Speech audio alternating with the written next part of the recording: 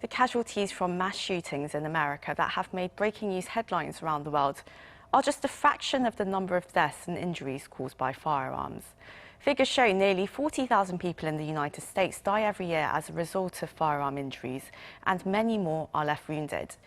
Not all of the cases may be covered by the papers, but the impact is, of course, just as devastating for families and communities affected.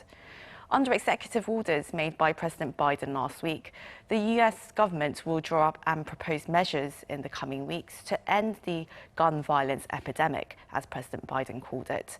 And these include steps to stop the spread of ghost guns or kits that can easily be acquired by criminals and turned into firearms, as well as a red flag system to temporarily bar the possession of firearms by those deemed unfit by family or law enforcement.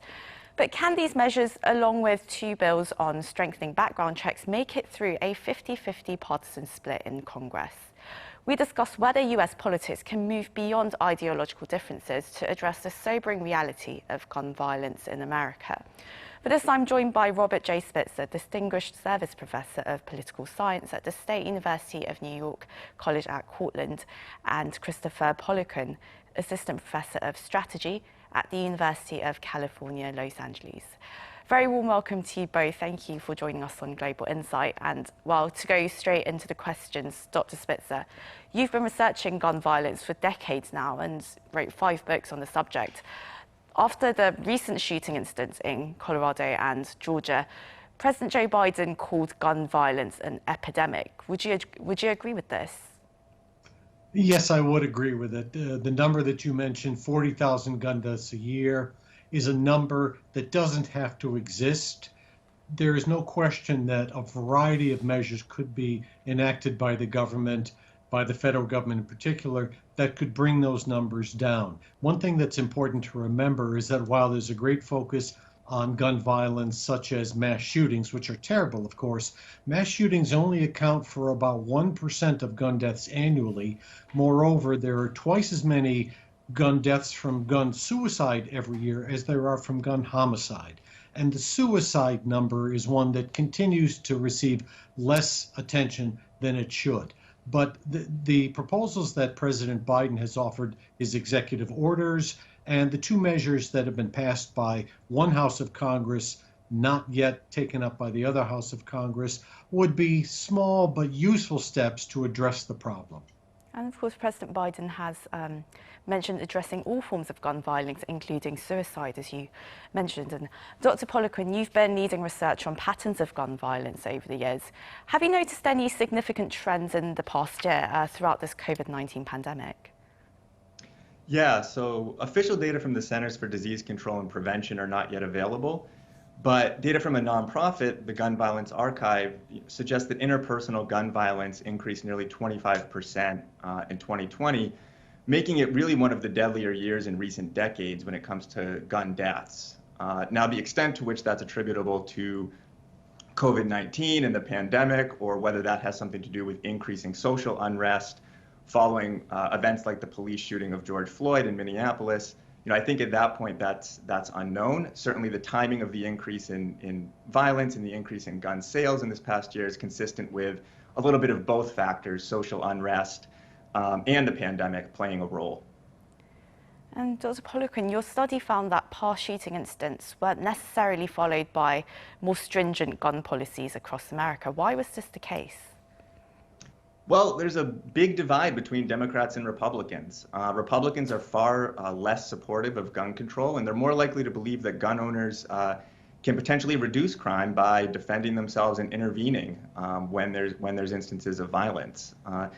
It's important to note that while kind of attention turns to the lack of congressional action following mass shootings, many gun policy issues in America are really decided at the state level, where Republicans currently control 30 legislatures. So interestingly, when my collaborators and I studied how gun policy changes after mass shootings in these Republican-controlled states, what we actually found is they often loosen restrictions on guns.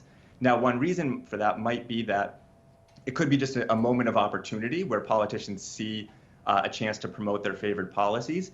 It could be that Republicans really believe that expanding access to firearms would let people intervene to stop mass shootings. And now that result for Republicans loosening gun laws. That's not to say that Democrats don't necessarily ever do anything. California, for example, has enacted new laws following some mass shootings. But what our study found was that Democrat-controlled states don't statistically enact more gun legislation than in other years following mass shootings, the same way Republican states do. That is very interesting indeed, and all these loopholes have existed throughout the years. And Dr. Spitzer, what kind of loopholes was Mr. Biden attempting to close with his executive orders? But also, how far do you think those measures are going to go in preventing gun violence and these unnecessary deaths? Well, there's one measure that President Biden has proposed in particular to deal with through executive orders, which is a unilateral power of the president. He doesn't have to go to Congress. The trade-off is that executive orders are more limited in their scope. However, one executive order he says he will implement is to put ghost guns, as you mentioned earlier, under strict regulation. Ghost guns refer to firearms generally purchased in parts that a person assembles, but that have no serial numbers on them. And these guns have been appearing at crime scenes at a dramatically increased rate. In 2019, police reported finding 10,000 ghost guns at crime scenes. And that was 2 years ago. My guess is that today that number would be a lot larger because they're suddenly making their way into criminal hands in large numbers. And it leaves you with a key question, which is why would any honest person want to have a firearm that does not have serial numbers on it, that does not have identifying markers? And there is no good answer to that question aside from somebody who wants to break the law with a gun. And this is an area where regulation now could really be effective in stemming what looks like a coming flood of these kinds of guns into the market and into the criminal market, even when people who do not contemplate crime obtain something like a firearm without serial numbers. It's only a matter of time before guns like that seep into the criminal enterprise. And of course, lots of guns are used by people who don't have criminal intent, but who wind up accidentally shooting somebody or losing a gun or having it used by a suicidal teenager, let's say. So there are lots of bad consequences that come from those guns floating around. The other proposal that he's pushing, which is I think is important, is that they're going to construct a red flag law template. This is kind of a model law to be adopted by states. 20 states have adopted what are called red flag laws.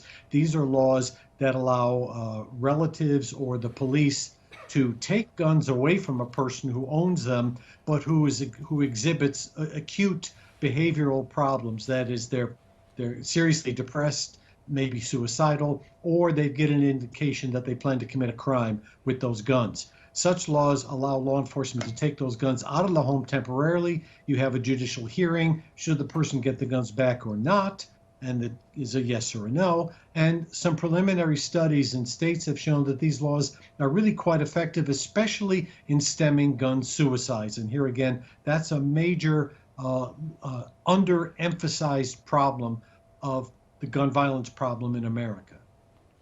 But of course, these measures to really regulate gun sales and close these loopholes, they're very, well, they've always seen this partisan split in Congress. And right now, as we mentioned before, the two bills that are currently sitting in Congress, it's quite largely expected that the Republicans aren't going to be on board with them. And recently in your senator in West Virginia, Joe Manchin, he said he is from a gun culture, which I think really reflects this very quintessentially American notion of having the basic right to take up arms. Now, many Americans have cited this as a reason to acquire guns without restraint. And also, as you noted in a recent commentary, terms like gun control, these are used quite liberally without people realizing the connotation behind them. Do you think there's a need for perhaps better understanding or clarity about this constitutional right? Well, sure there is. The Second Amendment right to bear arms has been in the Constitution as part of the Bill of Rights since 1791. But the fact is that it has never posed a legal obstacle to pretty much any proposed gun law that has been widely discussed in American politics, short of gun confiscation. And that has only arisen since a famous and controversial Supreme Court ruling in 2008 that said for the first time in American history that the Second Amendment, in fact, does protect a personal right of average citizens to have a gun in the home for personal self-protection. The amendment was never interpreted that way. It was always understood as relating to citizens serving in government organized and regulated militias. That's one reason why the decision was so controversial. But even if you believe and accept in that ruling by the court majority said in its decision basically that most existing gun laws would be fine under their new legal framework, and that has been the case so far, except we now have a newly constituted Supreme Court, the top court in the land, that has some ultra-conservative members on it that I firmly believe are poised to strike down a significant number of existing gun laws that in the past have withstood constitutional challenge. And Dr. Poliquin, could there be a better way of managing gun sales and preventing all this unnecessary violence? Is there perhaps a way of predicting such events or even identifying who's likely to incite violence? Well, I think predicting who's likely to be a mass shooter or where mass shootings are likely to occur is sort of extremely difficult. Importantly, as Dr. Spitzer mentioned, mass shootings really kind of, depending on your definition, only account for about 1% of gun deaths. And so when we talk about ways to prevent gun violence and reduce gun deaths through, say, kind of managing sales, we really also need to, take stock of suicides, which account for about 2/3 of gun deaths in the United States, and homicides, which are nearly ordinary gun homicides, not related to mass shootings, which are nearly the other third.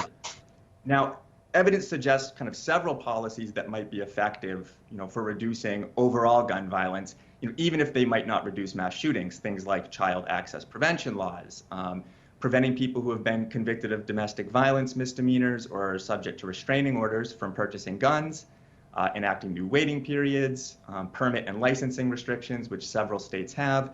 The evidence is actually, for these policies, is actually quite good, that they could make a dent in kind of this toll of gun deaths in the United States, even if they wouldn't stop the next mass shooting.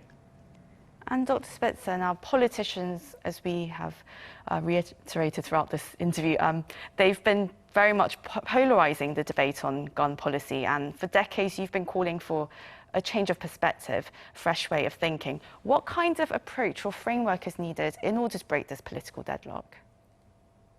Well, there's no simple magic combination or formula. One thing that certainly would be helpful, extremely helpful, in fact, would be to bring gun rights people specifically into the discussion about what gun laws should look like. Because when people do bad things with guns, it reflects badly on all gun owners, and gun owners instinctively understand that that is true, and the vast majority of gun owners are responsible people. And frankly, I have learned over the decades and spoken to many gun owners over the years who, when you mention the term gun control, recoil from it, say, no, we don't want gun control. But when you get past that first step and say, well, if you were in charge, what do you think the laws should look like when it comes to guns? And what I find is that gun owners often are in many ways more strict about what they would like to see the government do, but there is kind of this psychological hurdle to get past the idea that the government should be regulating guns in certain kinds of ways. And the gun community doesn't want to be brought into that discussion because they have created kind of an environment where they've built this wall that says you are not allowed to go over this wall to even have these discussions. And when gun people do, on occasion, try and become constructively engaged with others to see what improvements could be made in the law, they're often ostracized, criticized, and belittled. And that just works against any notion of positive construction. But there have been some steps that have been taken along these lines. And you can get to gun laws that, like red flag laws, frankly, which have been supported by some Republican governors and states, as well as liberal and democratic states. And that's a good example of an area where it is possible to find some constructive engagement on the issue. It's possible to do, but the political environment has made it extremely difficult, not just because of polarization on the gun issue, but polarization on every issue between the two political parties. So hopefully we'll see politicians, community leaders really try and find that common ground and start there to really start a constructive discussion, as you said. Well, I'm afraid we're out of time today, so this is where we'll have to end the interview. But that was Robert J. Spitzer, Distinguished Service Professor of Political Science at the State University of New York, Cortland, and Christopher Poliquin, Assistant Professor of Strategy at the University of California in Los Angeles. Thank you very much for your insights. Thank you. And to our viewers, as always, thank you very much for watching.